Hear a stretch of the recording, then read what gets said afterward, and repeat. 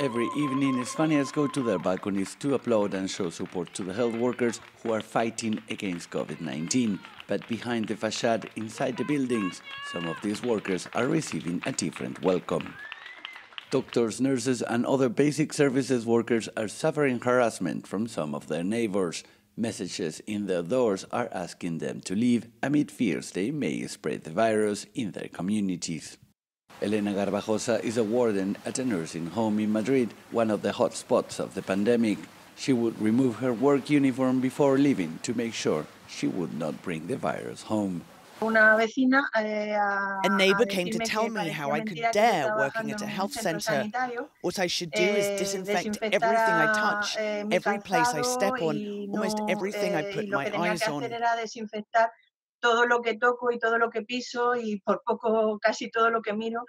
Days later, she found her doorstep sprayed with bleach. I couldn't imagine that next to my door I would have people with such attitude towards me. It's sad. You always try to keep the positive side. When I go home and I hear the applause, it cheers you up.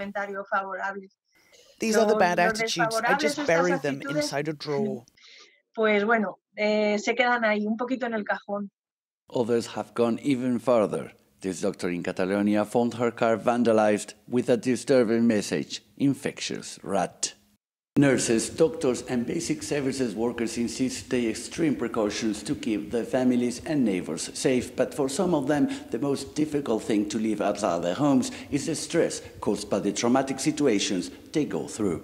Montserrat Martinez is a nurse at an intensive care unit in a hospital in Madrid. She recalls the painful times when the peak of the pandemic strained hospitals to capacity. Some health workers have required psychological assistance. She is lucky to have all the support at home. It is true, I have cried at times when I left work. I have cried at home. I'd let everything go. I have children and a husband, and they notice I'm bringing a lot of worries home. But they ask me, and they let me speak, and they take care of me. So fortunately at home I have psychological treatment. These health workers know that the starving voices come from a small minority. As they walk the last steps to the end of the tunnel, just another shot of support will get them going. In Madrid, Jaime Velázquez, Euronews.